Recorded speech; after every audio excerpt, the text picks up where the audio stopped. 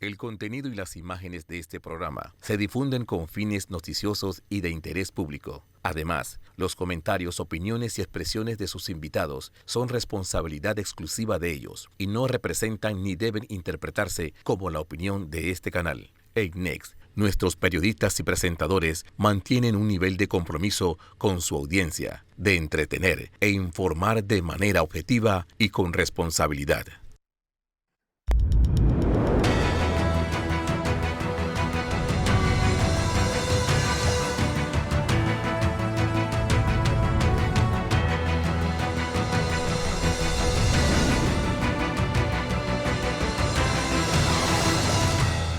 Muy buenos días, Panamá. Hoy es domingo 10 de septiembre. Usted nos ve por Next Canal 21, nos escucha por KW Continente.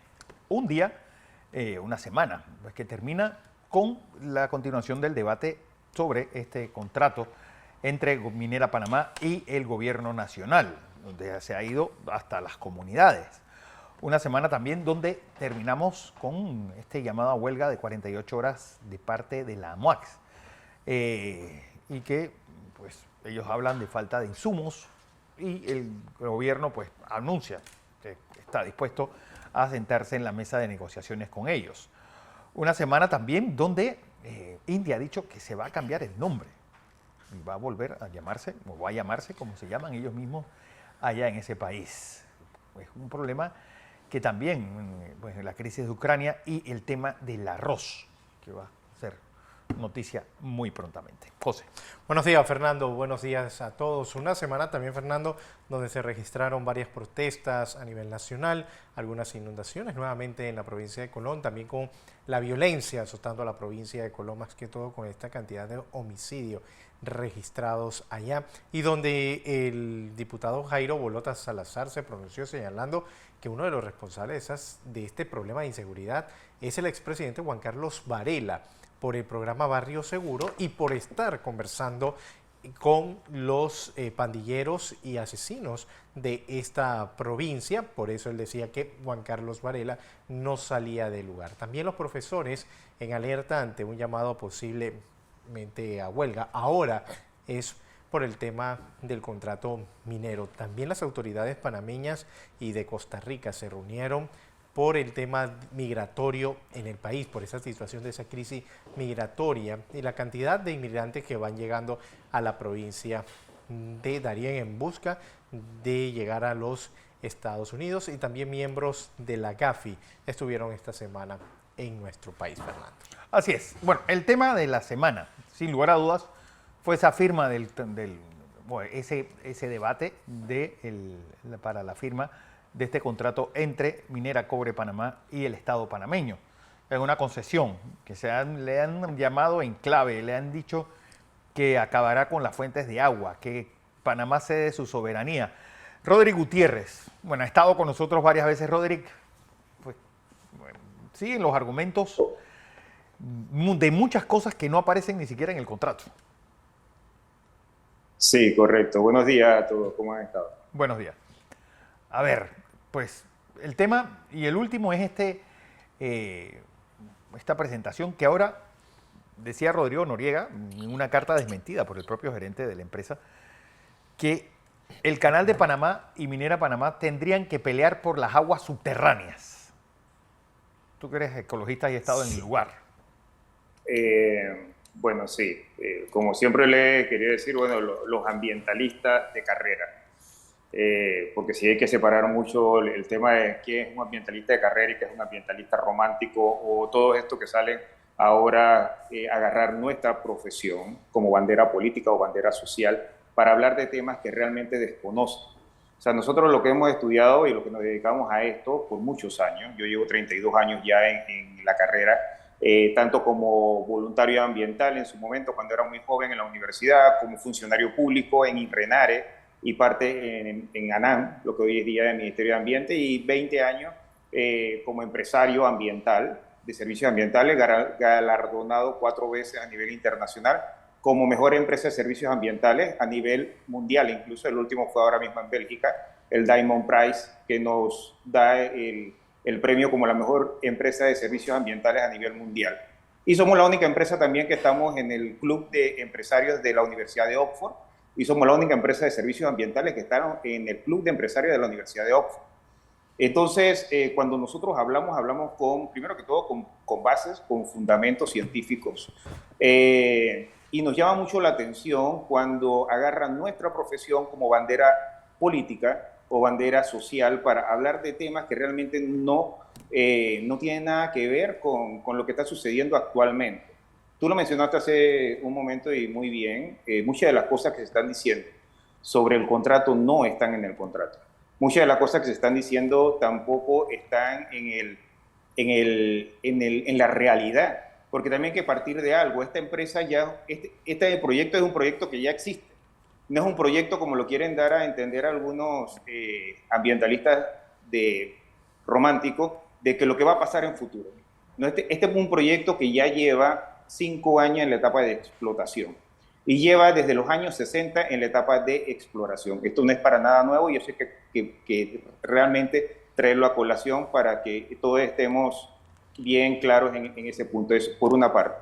Por otra parte, cada vez que se cae un argumento, agarran otro argumento también para entonces debatirlo. Ya se cayó el argumento de las cuencas, de las aguas superficiales, ahora viene con el argumento de las aguas subterráneas.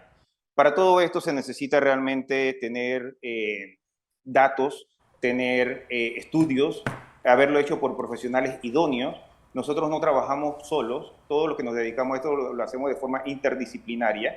Nosotros siempre somos un equipo, nosotros no somos una persona. Y por supuesto dentro del equipo de nosotros hay hidrólogos y muchos profesionales que tienen que ver con la parte que tiene que ver con la parte hídrica. Aquí lo que se ve realmente, y esto se llama, ¿cómo se llama?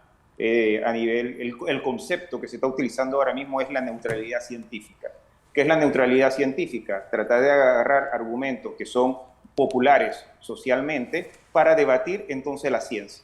Acá lo que nos dedicamos a esto, vuelvo y repito, nosotros nos basamos en datos, nos basamos en análisis, nos basamos en la norma, porque también cuando hablamos de tema ambiental tenemos que hablar de temas legales, sí. Porque nosotros, o sea, solamente estamos infringiendo, o se provoca un problema ambiental si sobrepasa o no cumple con la norma. Eso es muy claro. Mientras no se dé esto, realmente pueden ser muchos argumentos, pueden ser muchas opiniones, pero no hay ninguna base científica que realmente lo demuestre.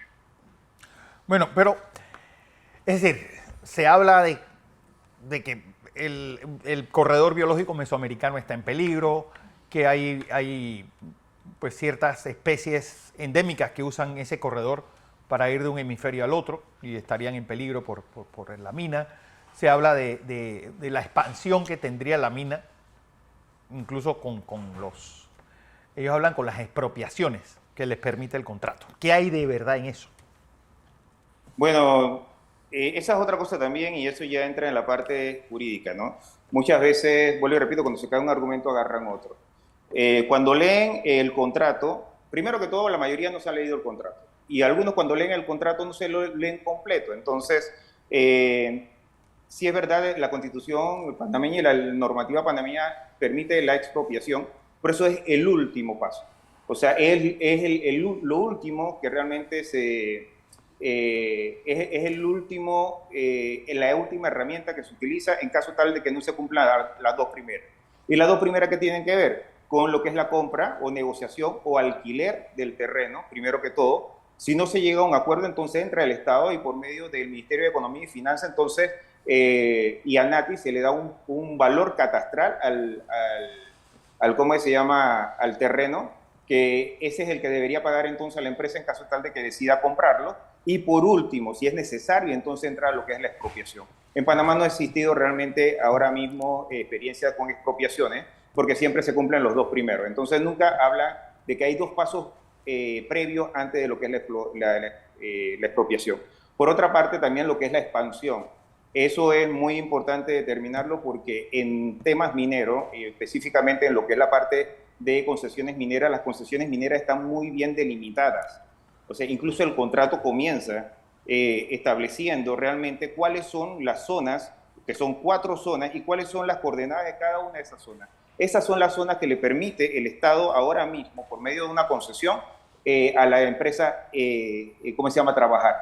Y entonces la otra cosa es que pueden pedir otras concesiones, sí pueden pedir otras concesiones en un futuro, pero para poder que el Estado le dé esta concesión tienen que pasar por todo lo que está pasando actualmente. Son como 14 pasos, si no me equivoco, y el que tienen que cumplir en la Dirección de Recursos Minerales del Ministerio de Economía y Finanzas, para poder cumplir, para que se le otorgue una concesión. Y para que se le otorgue una concesión, primero viene la concesión de exploración y después viene la concesión de explotación. Entonces, uno de esos puntos, de esos 14 puntos, es el estudio de impacto ambiental. Si no cumple con estos 14, no se lo van a permitir. Entonces, que es automático que le den, ¿cómo se llama?, nuevas concesiones, no es así. Tienen que cumplir con la reglamentación establecida, y eso también tratan de sacarlo de contexto, ¿no? Porque, vuelvo y repito, la expansión no va a ser como se piensa, las áreas están debidamente delimitadas. Y la otra cosa también, si nosotros nos vamos al plano oficial del Ministerio de Ambiente actualizado en este momento, el área del corredor biológico mesoamericano que está más protegida, casualmente es el área de Donoso. ¿Y por qué está más protegida? Porque hay inversión de la empresa que no es algo que se va a hacer a futuro. Ya hay una inversión de $53 millones. Están las fotos en las redes sociales, incluso hay una foto con el ministro de Ambiente en donde se le está entregando. Además de eso, la empresa no solamente va a invertir esos $53 millones, sino que dentro por una cuestión de seguridad también tiene cámaras trampas, tiene trampas de sedimentación, tiene todos estos, ¿cómo se llama?, mecanismos tecnológicos actuales que le permiten entonces poder monitorear las áreas protegidas, porque otra cosa que es muy importante, las áreas protegidas en Panamá se han ido perdiendo por más de un 50% en los últimos 40 años. Y eso tampoco lo dicen. ¿Y por qué lo dicen? Porque la población necesita avanzar, ya sea por mejores tierras, mejor vivienda, o por el tema ¿cómo se llama?, de áreas de cultivo. Si uno hace sobrevuelo sobre todo el istmo de Panamá, uno se va dando cuenta que realmente las áreas protegidas son una pantalla verde desde la carretera, pero desde el aire uno se da cuenta cuáles son los baches que hay internamente. Y en el área de Donoso, y yo te voy a mandar para que tú un día lo publiques, te voy a mandar cuál es el mapa actual. Y el área de corredor biológico mesoamericano que está más protegido y que se mantiene actualmente es precisamente el área de Donoso. Sí, por favor, mándalos, porque sí nos interesa pues tener al público informado con esto, y sobre todo que esto es un argumento que se está utilizando como bandera de que el corredor biológico americano estaría en peligro por culpa de esta concesión minera. Que lo cierto es que aquí se ha llegado a hablar, y lo hemos tocado en el noticiero, que la mina desapareció 3 ríos, entre ellos el río Petaquilla y el río Chico. Totalmente falso. Eso se pudo desmentir. Yo vi el video, ya la empresa sacó la respuesta a ese video, incluso un video actualizado. No. La foto que mostraron era una foto truncada de Google Earth del 2014. Lamentablemente se utilizan información desactualizada para poder, ¿cómo se llama?, buscar un poco la parte sensitiva de las personas. El río Chico no ha desaparecido, está ahí. Incluso yo hace menos de un mes lo sobrevolé y lo vi. Tampoco está con la coloración que dicen estar. Y ya hay un video por ahí, ¿cómo se llama?, actualizado, que incluso también otra de las cosas que se le ha dicho a estas personas que adversan lo que es el proyecto, que lo visiten. Yo creo que ahora mismo el atractivo turístico más grande que ha habido en los últimos 2 años, creo que es la mina. ¿Y eso por qué? Porque mucha gente quiere conocerla y se le está dando la oportunidad, claro, siempre y cuando se cumplan con los permisos correspondientes, claro, y con la seguridad correspondiente, se le está permitiendo visitarla. Porque hay algo que también me llama la atención, Roderick, y es que en el debate de las comunidades, algunos han opuesto a la mina, y yo contaba que la primera vez que fui a ese sitio fue en 1994, cuando no había ni carretera. Sí, yo creo que sí ha habido 2 municipios que se han transformado para bien en este país son estos dos nacidos dentro de esta concesión, tanto Donoso como el municipio de Martorrijos. Exactamente. Y bueno, y tú lo has dicho, tú que lo conociste antes, yo también lo conocí antes y ahora lo conozco y veo todo y se suma a lo que acabo de decir. Lo más importante es que conozcan, que realmente vayan, que visiten. Los que adversan el proyecto, visítenlo. Los que dicen ¿cómo se llama? Que las comunidades han tenido un retraso, visiten las comunidades, hablen con las personas. O sea, él es la mejor forma de saber quién está diciendo la verdad. O sea, nosotros no estamos tratando de cambiarle la opinión a nadie. Sí. Nosotros no queremos vender un proyecto. Nosotros no queremos, ¿cómo se llama?, mentir para poder ganar gracias o ganar like o ganar, ¿cómo se llama?, adeptos políticos. Eso no es la función de nosotros como profesionales en el de ambiente. O sea, vuelvo y repito, los ambientalistas de carrera. Eso no es el objetivo. El objetivo es decir las cosas tal cual como están. Y esas cosas que dicen ellos que va a pasar a futuro, realmente no ha pasado porque el proyecto ya está. Esto es un proyecto que lleva vuelvo y repito, más de 5 años en la etapa de explotación. Y las primeras exploraciones se hicieron en 1960. Entonces, no es algo nuevo y realmente existe un estudio de impacto ambiental que se tiene que cumplir. Yo creo que hay mucha desconfianza con respecto a las autoridades, eso se entiende, pero sin embargo es lamentable que agarren estos temas y más que todo en este año político para utilizarlo como bandera política, ¿no? Roderick, entonces José Luis te saluda. Dos preguntas. Hola, dígame. ¿Qué va a suceder, por ejemplo, vamos a ponerlo, pintarlo del lado más feo? ¿Qué va a suceder si no se aprueba en la asamblea este contrato minero, para que estemos claros? Y además, no sé si usted como ambientalista no le ha llamado la atención que los que se hacen pasar hoy por ambientalistas y están dando este tipo de desinformación están preocupados por lo que está sucediendo en la minera, mas no se pronuncian con la real crisis que está sucediendo en Darién con el paso de los migrantes, que esto también sí está afectando realmente el sistema ecológico de nuestro país. Correcto. Mira, voy a comenzar por el final. Deberían estar preocupándose por el Darién, por supuesto. Sí. Deberían estar preocupándose por la basura. Los ríos más contaminados que hay son los de la ciudad de Panamá. O sea, el tema de la basura es un caos. Eso sí es un foco de contaminación muy grande. Deberían estar preocupándose por la minería ilegal, o sea, que existe en Panamá, que es la que utiliza los químicos, la que lava indiscriminadamente, ¿cómo se llama?, en los ríos, utilizando todos estos químicos para poder separar el mineral. O sea, deberían estar preocupándose por el tema, y ya voy a entrar a lo que pasaría si no está el contrato, por el tema social, laboral, después de una crisis de salud grande que vivimos hace 2, 3 años atrás, que necesitamos como país una reactivación económica. Sin embargo, no se están preocupando por eso, se están preocupando por un proyecto que ya tiene una inversión de $10,000 millones, que está generando 40,000 puestos de empleo. Que una de las preguntas que yo le hago también a los que adversan esto es, ¿dónde vas a meter a 40,000 personas? ¿Tienes ya los trabajos para esas 40,000 personas? No los tienen, por supuesto, porque no son personas que se dedican a crear empleo, sino a oponerse a todos los proyectos. Y yo pongo como ejemplo, si el proyecto del Canal de Panamá se tuviera que aprobar hoy, no se aprueba. No se aprueba. ¿Por qué? Exactamente, porque nos ha pasado con hidroeléctricas, nos ha pasado con otros proyectos mineros, porque también esto no es el primer proyecto minero que yo veo. O sea, yo llevo desde 2004, 2007 en el tema minero desde el punto de vista ambiental. Yo estudié y trabajé en Chile. O sea, conozco muy bien la realidad de Chile y que es muy diferente a la realidad panameña. O sea, en Chile no tienen agua, nosotros tenemos demasiada agua. Esos son dos temas totalmente diferentes. Eso por un lado. Por otro lado, el tema que también yo he visto todos los proyectos mineros aquí en Panamá, todos los conozco, los he visitado y sé cuál es la realidad de cada uno de ellos. También sé los que están en exploración. Y cuando se habla de exploración no se habla de un proyecto que ya está, ¿cómo se llama?, sacando beneficios económicos, porque esa es otra cosa en el tema del sector minero. Se invierten millones de dólares antes de entrar realmente a sacar algo de su inversión. Un proyecto minero antes de la explotación, o sea, se calcula, y lo dicen los expertos, entre una inversión de 50 a 100 millones de dólares antes de comenzar la explotación y comenzar entonces a ver ganancias.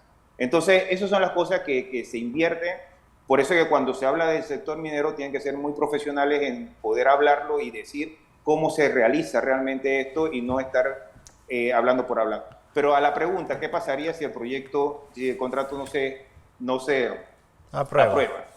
Bueno, primero que nada, Panamá perdería totalmente su credibilidad a nivel de inversión internacional. Ya la estamos perdiendo, se lo puedo decir, yo estuve en Bélgica hace un mes y estuve en Inglaterra en diciembre, y el tema minero ya es algo internacional, el tema de Panamá ya es algo internacional. Muchos inversionistas están esperando a ver qué pasa con esto para saber si entran o no entran. Estamos hablando de empresas serias. Eso por un lado, el tema de credibilidad. El otro tema también es la seguridad jurídica aquí en Panamá. Si eso le están haciendo a una empresa que ya ha invertido 10 mil millones de dólares, ¿qué le pueden hacer a una empresa que todavía no ha invertido? Eso por otro punto. Por otro lado también, algo que yo creo que no han tomado en cuenta, porque, o sea, dice que estamos defendiendo a los trabajadores. No, estamos defendiendo 40.000 empleos, que son 40.000 familias. Multiplícalo por 4 o 5, que es el promedio.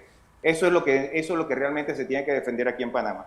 Por otro lado, ya la Cámara Minera de Panamá hizo un ejercicio y trajo a la empresa Holland & Knight, que es una empresa norteamericana, que hizo un análisis con todo lo que hay y haciendo una proyección a futuro. Se le entregaron toda la información que ellos pudieron recopilar, pasaron alrededor de 4 meses trabajando y después vinieron y hicieron su exposición. En la exposición, ellos como especialistas en materias de negociaciones internacionales establecieron que Panamá tiene de un 90 a un 95% de perder si nos vamos si nos vamos al tema de ¿cómo se llama? De un arbitraje internacional. O sea, digo, a pesar de la carta, no sé si la viste, la carta de Carlos Bolívar Pedrechi del miércoles, que decía que no, que si vamos a un arbitraje no debe Panamá tener ningún problema en ganarlo. No, mira, lo están diciendo los expertos, acá están hablando de que, no, porque yo también he escuchado y dicen, no, pero si perdemos, paguemos. O sea, Panamá que pague y volvemos a una empresa nacional. Y como decía, el Estado se tiene que encargar de la empresa y el Estado es el que tiene que promover trabajo. O sea, claro, es muy fácil decir que paguemos de 40.000 a 50.000 millones de dólares al perder una demanda internacional y que el Estado lo pague. O sea, muy bien, o sea, no hay ningún problema. Como no es de mi bolsillo, claro. O sea, como creen que no es de mi bolsillo, pero después cuando aumenten los impuestos, no se quejen entonces. Entonces, esto es muy importante decirlo. Nosotros tenemos muchas probabilidades de perder. O sea, ese 5% de ganar, o sea, depende de los abogados, pero tenemos probabilidad de perder. Y si perdemos son entre 40.000 y 50.000 millones de dólares. Otra cosa también, mientras se mantenga el arbitraje, ¿qué pasó con las infraestructuras? Claro. Las infraestructuras se tienen que mantener. Al Estado le va a costar 150 millones de dólares al año solamente mantener las presas de relaves.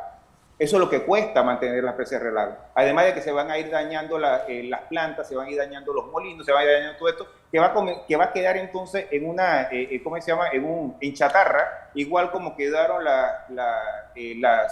las empresas petroleras en Venezuela. Eso es allá donde vamos. Y entonces la otra pregunta, ¿queremos irnos a ese tipo de país? Lo que está pasando en Chile, lo que está pasando en Colombia, lo que ya pasó en Venezuela. Porque el Estado tiene que proveer, el Estado lo que tiene que hacer realmente es ser un buen padre de familia y crear las condiciones para que la empresa privada entre a invertir a Panamá. No ellos hacer todo el negocio, porque también otra cosa, y lo dicen los expertos como René Quevedo, o sea, todos los meses están entrando más personas al gobierno y hay menos cotizantes privados en la caja de seguro social. Entonces, ¿qué vamos a hacer con eso? Que el turismo, el 62% de la mano de obra de turismo es informal. ¿Eso qué significa? Que no paga impuestos, que no paga caja de seguro social. Entonces, todas las alternativas que dan para tirar por tierra lo que ya existe, porque hay que recalcar esto, este proyecto existe, no es un proyecto a futuro, no es una idea, existe. Ya está generando 40.000 puestos de trabajo. Ya invirtió 10.000 millones de dólares. Ya paga 200 millones de dólares a la caja de seguro social, entre los fijos y los no fijos.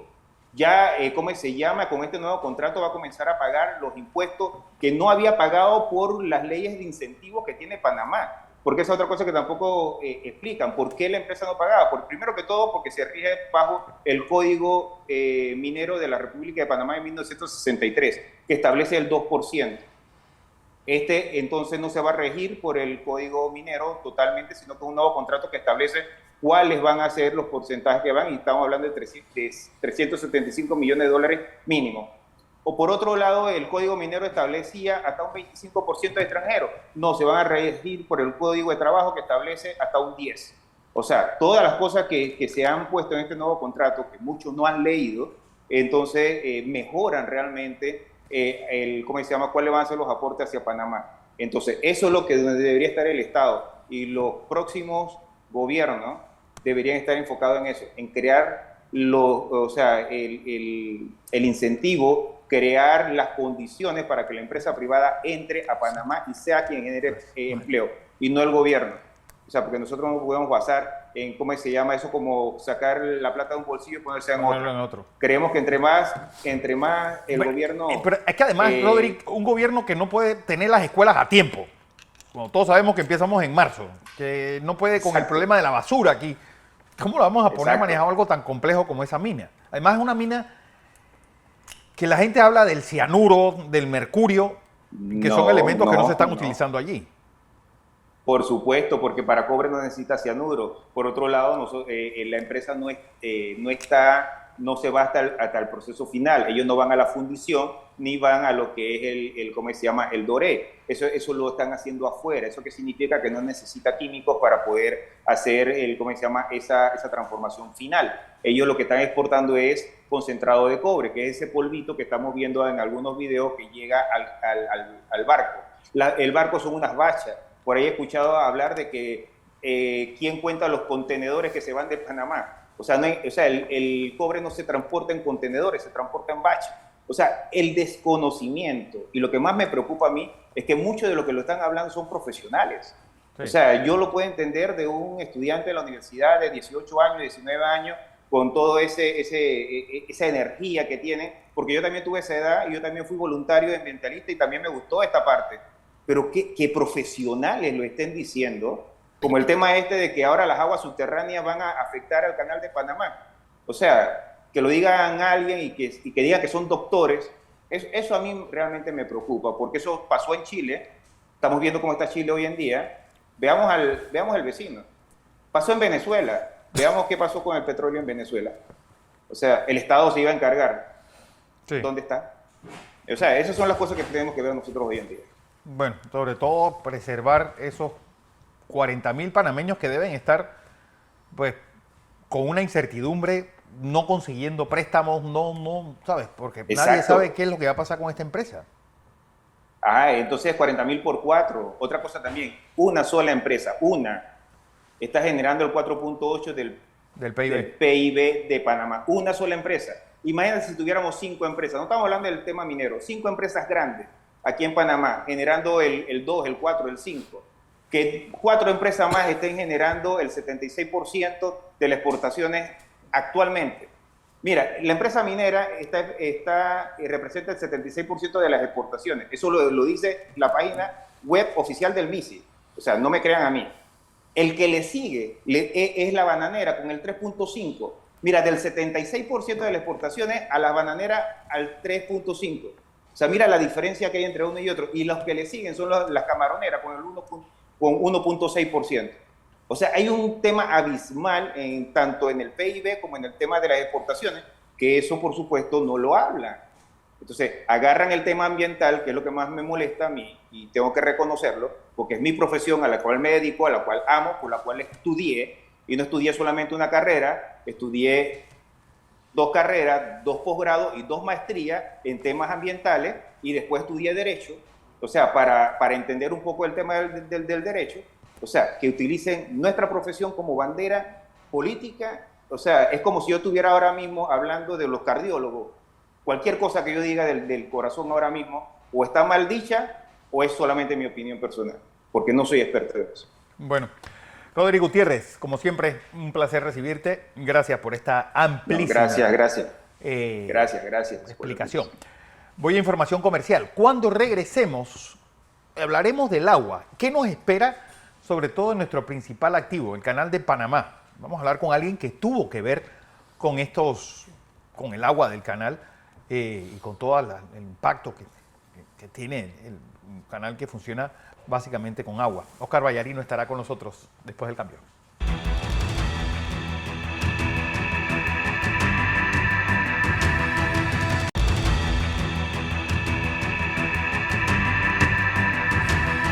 Seguimos en la presentación de Entre Líneas. Hoy es domingo 10 de septiembre y pues el pasado 7 se cumplieron 46 años de la firma del Tratado del Canal de Panamá y todo el proceso de reversión tanto de la zona canalera como del mismo activo, hoy convertido en el gran motor de la economía panameña con una amenaza en ciernes, el agua. ¿Qué pasa con las fuentes de agua del Canal de Panamá? Y para ello tenemos a un experto que me honra presentarles, Oscar Vallarino, bienvenido como siempre. Muy buenos días y muchas gracias por la oportunidad. Antes de iniciar con el tema, estaba escuchando antes la presentación del colega y no puedo dejar pasar la comparación que se hacía con la ampliación del Canal de Panamá. Claro. Realmente el Canal de Panamá, por constitución, fue un referéndum donde el 40% de la población participó con un 76% de aprobación de ese proyecto. Eso fue en el 2006, en octubre. Claro. O sea que hubo una participación realmente del pueblo panameño, donde el pueblo decidió ampliar el Canal de Panamá. Y sin entrar más en detalle, creo que en ese sentido sí hubo una decisión colegiada de que el país quería una ampliación del Canal de Panamá. Así que nada más para dejar ese punto un poquito en el tapete. Pero bueno, volviendo al tema del agua, sí, estamos viviendo épocas diferentes. El cambio climático, que ya es conocido globalmente, está presentando, y como se ha pronosticado, eventos más extremos y más frecuentes, en dos condiciones. Lo que se conoce como el Niño, por un lado, que nos traduce eso en sequías, o la Niña con exceso de agua. Aquí en Panamá hemos vivido ambas. 2006, 2005 sufrimos un Niño bastante fuerte, donde también el Canal de Panamá tuvo que entrar en restricción de calado y se manejó la situación, la superamos, igual con el agua potable para las principales ciudades después de que administran los lagos del canal. Y también vivimos la Niña, que fue la Purísima. La Purísima. En el 2010, cuando tuvimos lluvias extremas, que llegamos a niveles en los lagos que ya básicamente estaban abiertas todas las compuertas tratando de desaguar todo el agua que seguía cayendo, y finalmente se logró también superar esa crisis. Pero a lo que voy aquí es importante porque estamos mitigando estos efectos en el momento cuando estamos básicamente en crisis. Tenemos que empezar a adaptarnos porque el cambio climático, como digo yo, llegó para quedarse. En el caso que vivimos actualmente, estamos viviendo un fenómeno del Niño que se va a extender hasta posiblemente mayo del próximo año. En este momento estamos en la temporada lluviosa, donde los lagos, específicamente pues del Canal de Panamá, que administra el Canal de Panamá, deberían estar llenándose para precisamente en diciembre, cuando termina la temporada lluviosa, esté preparado, lleno los lagos para poder pasar el verano o la estación seca del 2024. Sin embargo, las predicciones que tenemos es que no va a ser así. Estamos en la mañana de hoy, a las 10 de la mañana, por ejemplo, el lago Gatún está con 79.6 pies sobre el nivel del mar, cuando su nivel óptimo debe ser en 87.9, 88 pies sobre el nivel del mar. O sea, tenemos muchísima agua que debemos poder colectar de aquí a diciembre, y los pronósticos no son muy buenos. También Alajuela, que es de donde se extrae el agua cruda para potabilizar a través de la planta potabilizadora de Chilibre, tenemos, bueno, hay una en este momento actualmente 227 sobre el nivel del mar, cuando su nivel óptimo es 251. Sin embargo, Alajuela, siempre y cuando se mantenga arriba de 210, 215, no hay problema con la extracción del agua cruda. Ya si baja el nivel, como hace un mes atrás, por debajo de 200 pies del nivel del mar, ya hay problemas de cavitación en la planta, en las bombas de agua que extraen el agua para su potabilización en la toma de agua de Alajuela. Así que ese es otro tema también que tenemos que tener muy en cuenta, porque esto no solamente afecta al Canal de Panamá, sino a todos los panameños, al 60% de la población que dependen del agua potable que se extrae cruda de los lagos del canal. Pero hay algo que no hemos tocado, Oscar, y es ¿qué pasó con ese proyecto o esas tinas de reciclaje que supuestamente iban a tener en el canal ampliado? Si están funcionando. Sí. Y también, ¿qué está provocando ese proceso de salinización que tienen las aguas del canal de Panamá?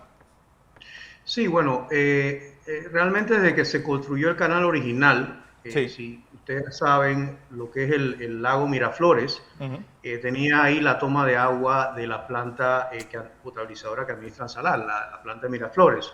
Y ese lago se tuvo que cambiar la toma al cauce de navegación precisamente porque estaba salado. La entrada del canal de Panamá del Pacífico es realmente área mezclada, área salobre. Sin embargo, por la afluencia del río Chagres, que desemboca en ese mismo lugar, esa agua dulce que fluye, por decirlo así, lava todo lo que tiene que ver con la entrada del agua salina al área después de Miraflores y del canal. Cuando se construye la ampliación, sabíamos que el recurso hídrico era clave y una de las prácticas innovadoras que tiene el proyecto de ampliación del canal fue las tinas de reutilización de agua. Sí. O sea, cada esclusa tiene 3 cámaras, no así las originales, que no utilizan tinas de reutilización.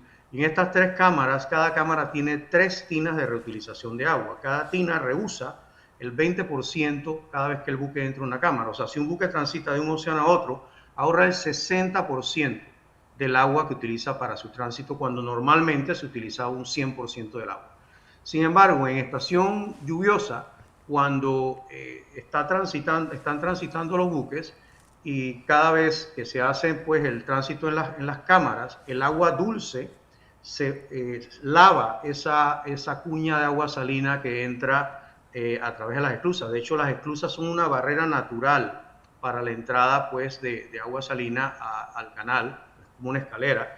Y como hay suficiente agua, esa agua definitivamente mantiene la cuña salina fuera o suficientemente fuera de los cauces y de los lagos del canal de Panamá. Sin embargo, en temporada seca, como estamos viendo ahora, y ante un fenómeno del Niño, al reutilizar el agua seguidamente en 2 tránsitos, la cuña salina aumenta. Sin embargo, el canal de Panamá tiene monitoreado todo lo que es el cauce y los lagos, y se hacen monitoreos y estudios diarios y semanales, se presentan pues el avance de estos y se controla de manera efectiva, diría yo, y eficiente esta entrada hacia los lagos y hacia el cauce de navegación.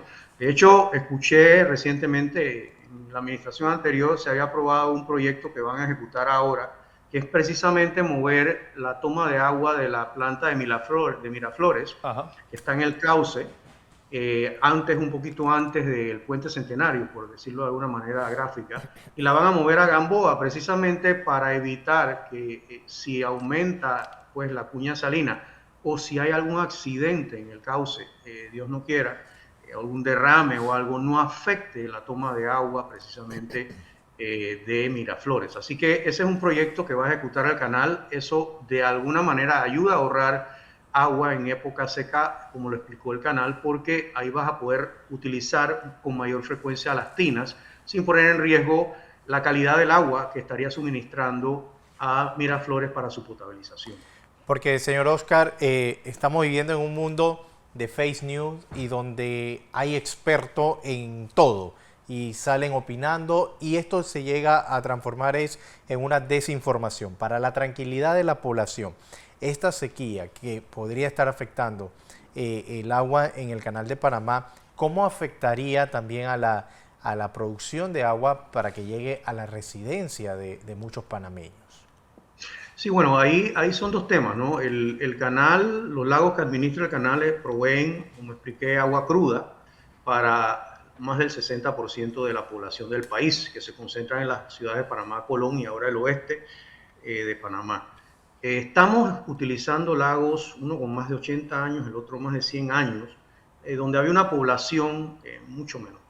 La población ha crecido geométricamente y estamos utilizando los mismos lagos para proveer agua a una población mayor.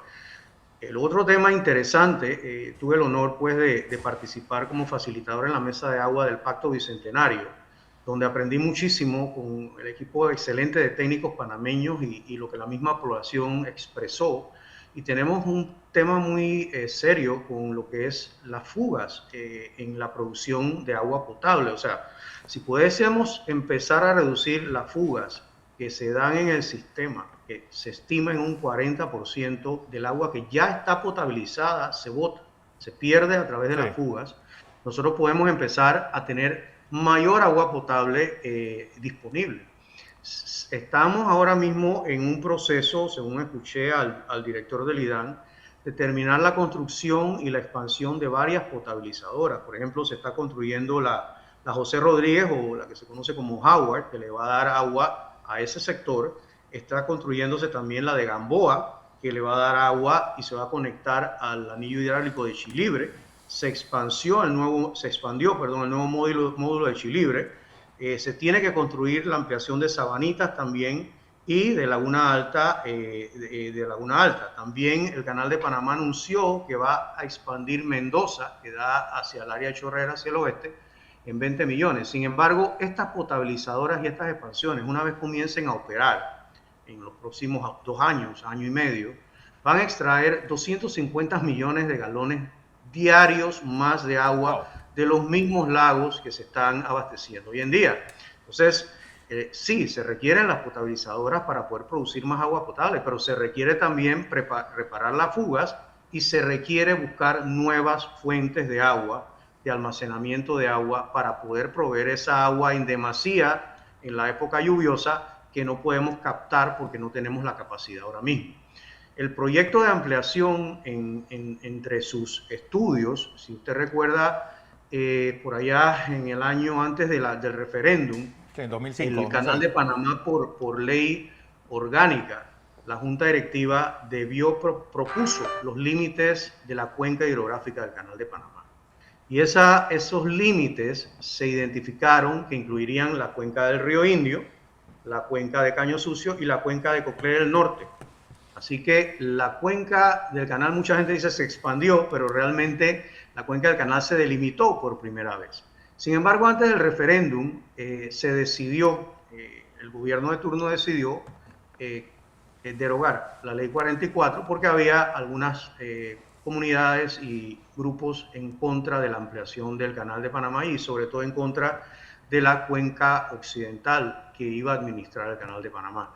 Así que se emitió la ley 20 en la Asamblea que derogó esa ley 44, por lo cual eso regresó a la autoridad del Canal de Panamá a su cuenca original, que es la cuenca del río Chagres. Porque ahí entra algo que quiero que tú, que conoces muy bien el área y muy bien lo que está ocurriendo, es decir, de ampliarse o de necesitarse la cuenca del río Indio, al estar fuera de la cuenca, sería algo que pagaría el Canal de Panamá o pagaría el gobierno nacional. Sí, ahí definitivamente si hubiese el interés, escuché que la administración del canal explicó el mes pasado que la Junta Directiva pues iba a pronunciarse con relación a la propuesta que le iba a presentar al país, que entendí también por parte del administrador que era la cuenca del Río Indio. Esos estudios se hicieron en la administración anterior y desde los años antes de la ampliación y se volvieron a realizar en la administración anterior.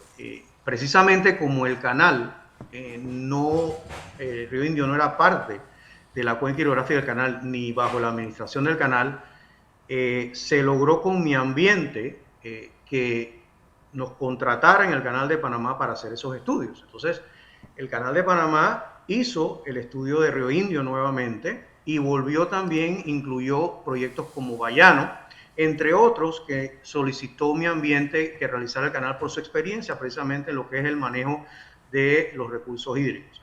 Y esos estudios concluyeron que dentro de las alternativas posibles para buscar fuentes adicionales al Canal de Panamá y a la población, eso no hay que dejarlo en ningún momento por fuera, porque estamos hablando de que prioritariamente siempre hay que darle agua a la población.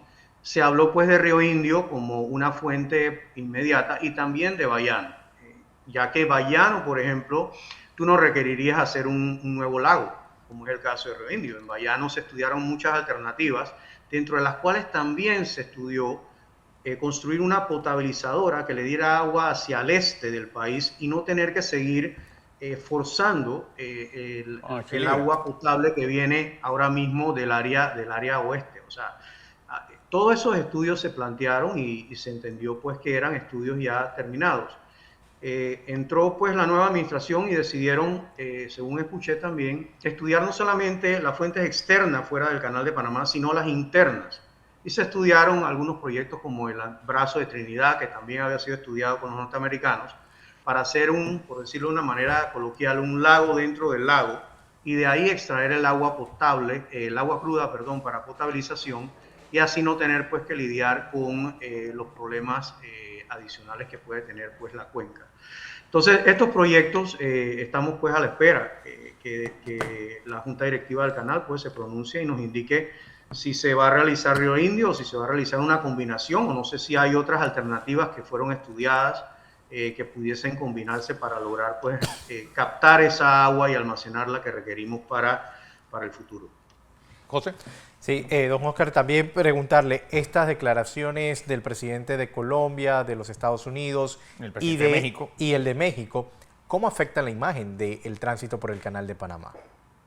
Sí, definitivamente el Canal de Panamá es una ruta confiable y ese mensaje nuestros clientes lo tienen muy claros.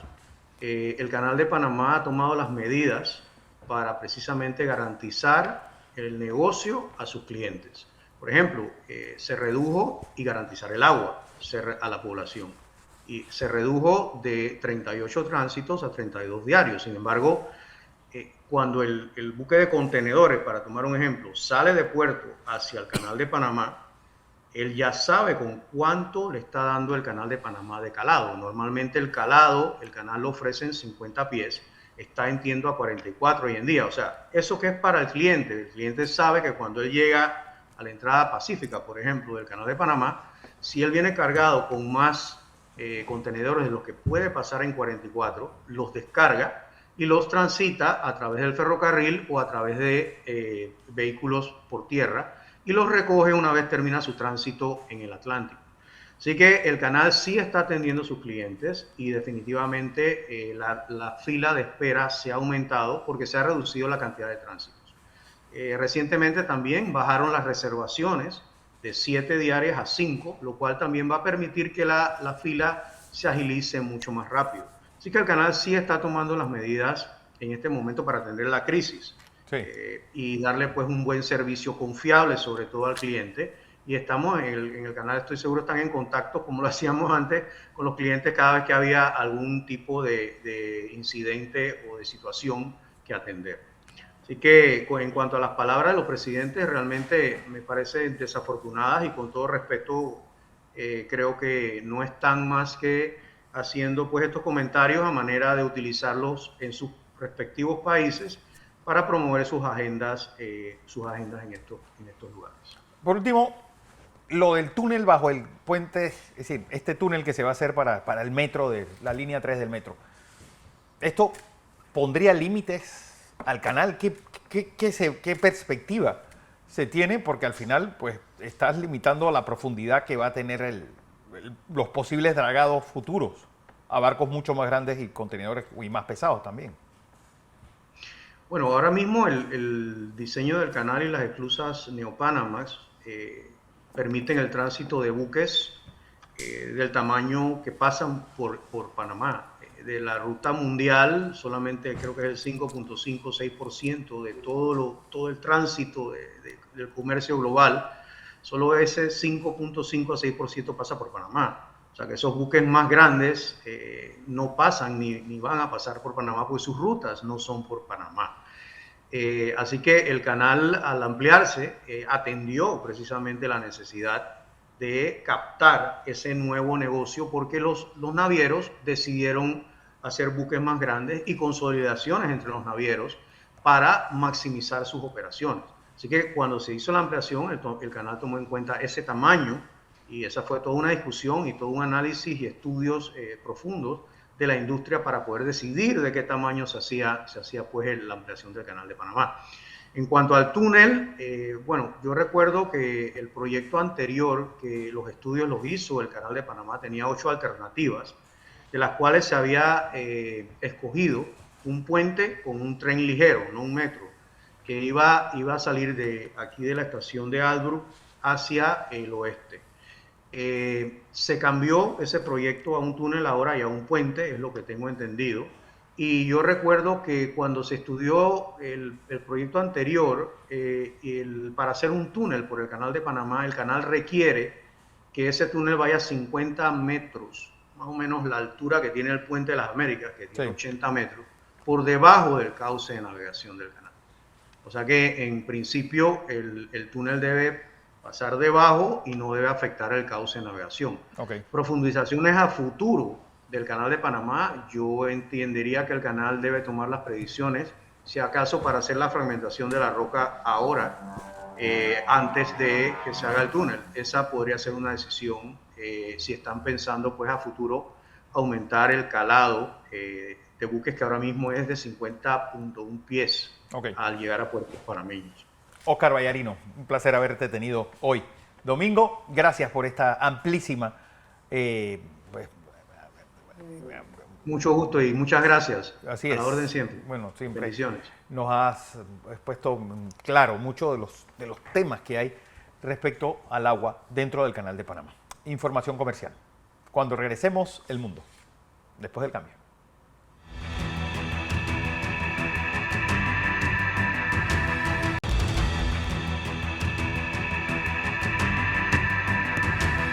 Seguimos con más de Entre Líneas y vamos a hacer el análisis internacional y nos acompaña ya Alonso Correa. Bienvenido, Alonso, buenos días. Buenos días, José Luis. Feliz domingo a todos. Bueno, semana dura para Europa y para Asia. Estamos viendo que las lluvias torrenciales pues han destruido ciudades cercanas a Madrid, pueblos cercanos a los alrededores de Madrid, en Grecia, en Inglaterra, y el tifón Saola en Asia, pues también está arrasando Hong Kong, Malasia, Indonesia, Vietnam y Macao. Pero eso no es todo.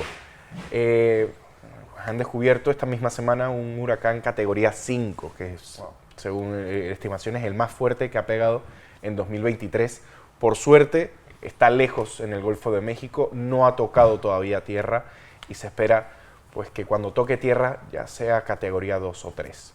Eso es lo que ha ocurrido en el clima en esta semana, porque esta semana han pasado pues, situaciones, yo creo que clásicas en la historia rusa, porque parece que Rusia es el país de los accidentes. Si las personas no se accidentan en una ventana, le sucede como a Vitaly Melnikov, que era pues, el principal científico del programa espacial ruso, que intentó llevar a un satélite a la Luna. Intentó aterrizar un satélite en la Luna.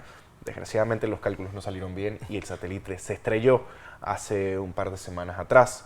Melnikov, esta misma semana, el día lunes, pues parece que almorzó hongos venenosos y murió. Accidentalmente murió y comió esos hongos venenosos.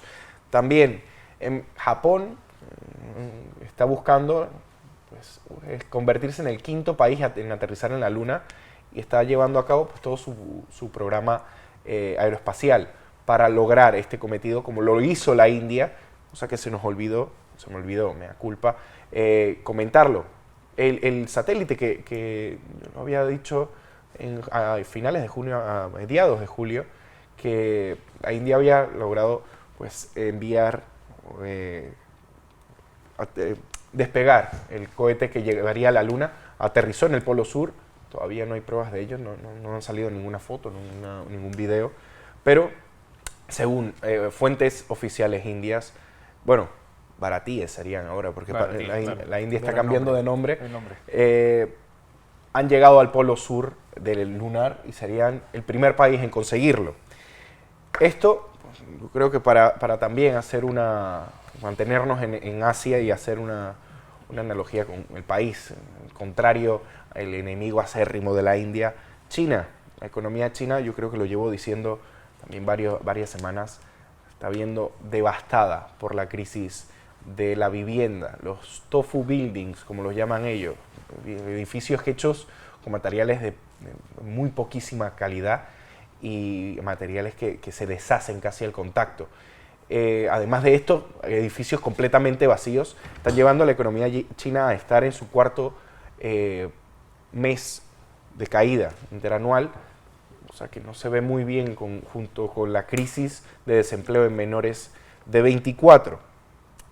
Y hablando también de economía, la Unión Europea, aquí yo creo que lo vemos muy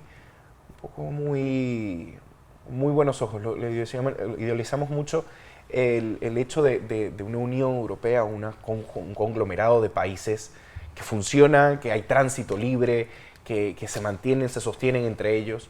Parece más una mafia que otra cosa. ¿Por qué? Este lunes en Baja Sajonia, una finca en Baja Sajonia, un lobo llamado GM 950M se metió en la finca y se comió un pony. Algo que sucede, aquí no hay esa clase de depredador, pero es algo usual, es algo que se ve todos los días. Lamentablemente ese pony era de la presidenta de la Unión Europea, Ursula von der Leyen, y han dicho esta misma semana que van a revisar la protección que tiene el lobo en Europa y tal vez flexibilizar su caza. Es un hecho que pues, tiene relevancia. ¿Por qué? Porque los ganaderos y agricultores europeos, desde Portugal hasta Polonia, llevan años quejándose de que las protecciones que tienen la Unión Europea al lobo son bastante restrictivas y no permiten mantener una zona limpia de depredadores y una zona de ganadería funcional, sin pérdida. Y para terminar todo, hablando de agricultura, es la crisis del arroz, la próxima crisis del arroz. Porque China y la India son ambos los dos consumidores y los dos grandes productores de arroz, exactamente. China produce lo que consume, casi. Todo lo que produce se va a consumo propio. La India, en cambio, sí vende arroz roto al resto de países, pero es que el Niño, este fenómeno meteorológico que estamos sufriendo, pues ha devastado la agricultura de arroz, y China ha vetado el envío de arroz a África. Recordemos que la situación en África ahora mismo está color de hormiga, y yo creo que una crisis alimentaria no solamente acentuaría el problema que estamos viviendo en el Sahel, sino que convertiría a todo el continente, o a gran parte del continente. Bueno, es que no se salva ningún país. Ahora mismo ni Sudáfrica, ni Marruecos, ni Argelia, ni Libia, ninguno de los países estables con una crisis de los alimentos se podría mantener siendo un estado... Bueno, y eso traería también consecuencias para la producción de arroz de acá. Exactamente. El consumo. Alonso. Bueno, una semana donde se cumplirán 50 años del golpe de Estado que llevó a Augusto Pinochet a la jefatura de Estado en Chile. También se cumplirán mañana 22 años de aquella mañana del 11 de septiembre de 2001, con el atentado a las Torres Gemelas y al Pentágono. José, ¿qué más hay en nuestro país? Fernando, esperar los resultados de la visita de los miembros de la GAFI, también discusión de el contrato minero Panamá, y las decenas para hoy, Fernando, 826, y la del 9 nos dice Don Monchi Díaz. Bueno, a todos gracias por su audiencia. Mañana más, desde las 6 en punto de la mañana, en la edición matutina de Next Canal, aquí en Next Canal 21. Recuerden que este programa se retransmite por KW Continente.